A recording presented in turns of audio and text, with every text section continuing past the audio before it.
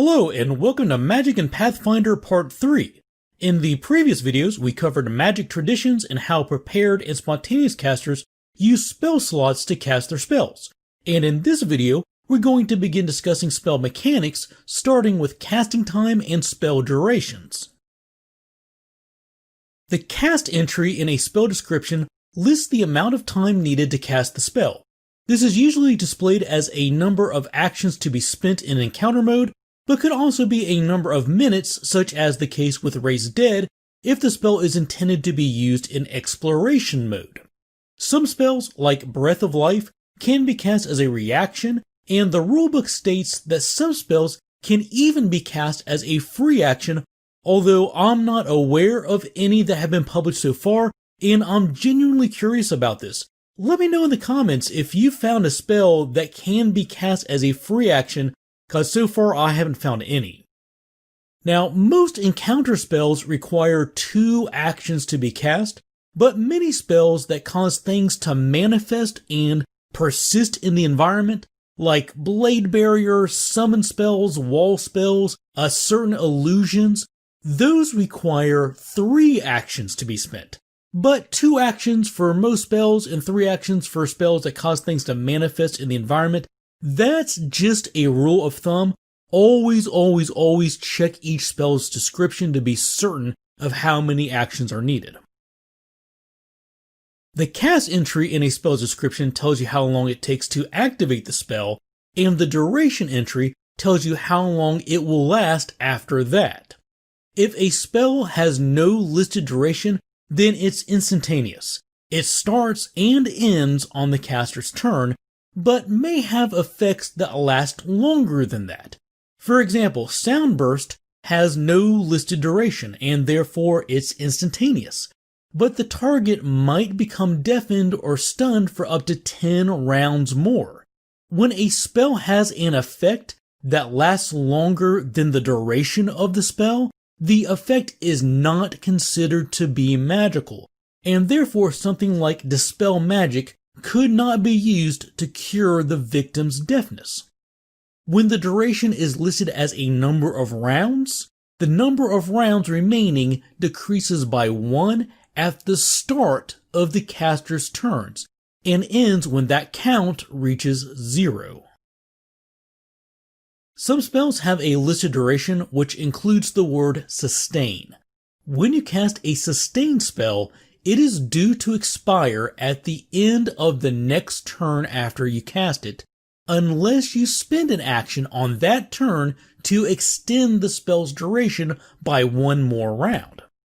To do this, you spend 1 action and use Sustain a Spell, which allows you to add enough magic energy and thought into the spell effect to keep it going for another round. Now the spell will cease at the end of your next turn unless you spend an action again on that turn to sustain it again, and so on. Most spells that allow you to sustain them have a maximum duration like 1 minute, and you cannot sustain them beyond that maximum amount of time. And if a maximum duration is not listed, then you can sustain it for up to 10 minutes or 100 rounds, after which you become fatigued and cannot sustain that spell anymore. Now, when it comes to sustaining spells, there are a few questions that always seem to come up. The first is, can I sustain multiple spells at the same time? And the answer to that is yes, you can. If you somehow have 3 active spells that all have a duration of sustain and have not passed their maximum duration, then you could spend 3 actions and continue to sustain all 3 of them. Now, the second question that always comes up is, can I sustain the same spell multiple times in 1 round? And the answer to that one is a little more tricky and has been the topic of a lot of online debate. By law, there is nothing in the rules that states that you can only sustain a spell 1 time per turn.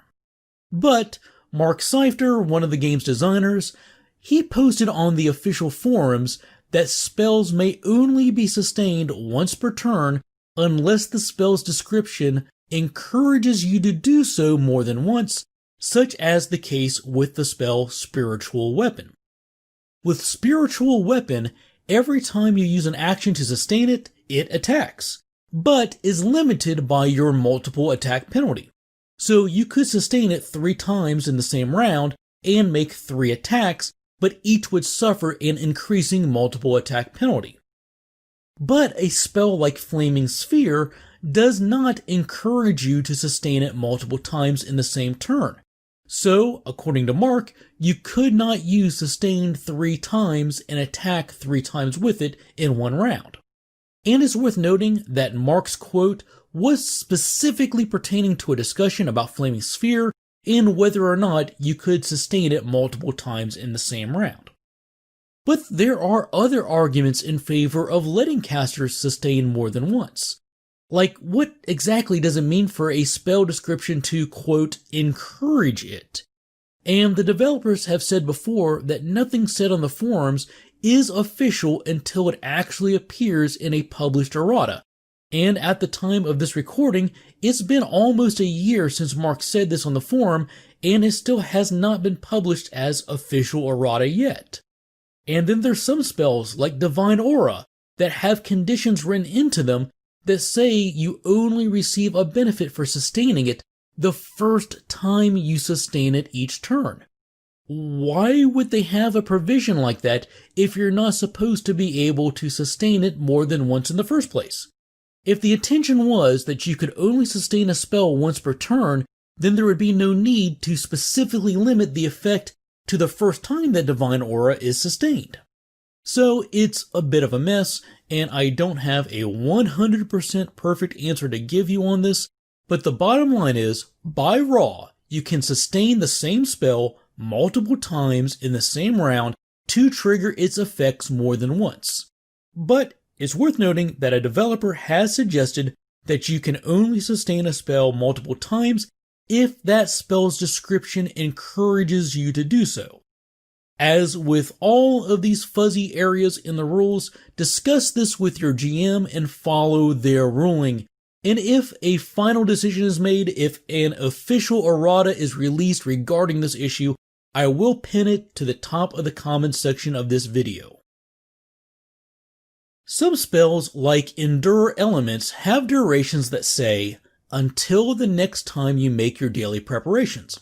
What this means is on the next day as part of your daily preparations, you can choose to not regain that spell slot. Doing so basically sustains the spell and extends its duration for another day until your next daily preparations. This lets you sustain the spell over very long periods of time, but if you ever do choose to regain that spell slot during your daily preparations, then the spell immediately ends. And if you are ever unconscious or dead at the 24-hour mark after the last preparations, you cannot sustain it and the spell ends. Also, the spell must have been cast using a spell slot, and you must use spell slots to continue it. So you can't use charges from a wand or other magic item for this purpose. And last, if a spell has a duration of unlimited, like Magic Mouth, then you don't need to reserve spell slots in this way for you to continue it. If the spell has a duration of unlimited, then it lasts until it is either counteracted or dismissed by the caster. Dismissing a spell allows the caster to end it early before its listed duration is up. Doing so costs 1 action. And by Raw, it appears that only spells that specifically tell you that they can be dismissed can be dismissed. Like, for example, Aerial Form says it can be dismissed, so you can dismiss it. But oddly enough, by Raw, a spell like Light cannot be dismissed by the caster. Before we close, I'd like to take a moment to thank all of our patrons. These videos would not be possible without their continued generosity and support. Members of the Basics for Gamers Patreon community receive special benefits, like getting to vote on the topics that we cover in the future, and also they get to see these videos 1 week and ad-free before everybody else. Visit the link shown on the left of the screen and in the description if you'd like to know more about becoming a patron. If you would like to support this channel and help it grow, the easiest way to do that is by subscribing and clicking the bell icon so you get notified when new videos release. and we can always be reached through our Twitter and Facebook pages too. Thanks for watching, take care, and we will see you soon with more Basics of Pathfinder.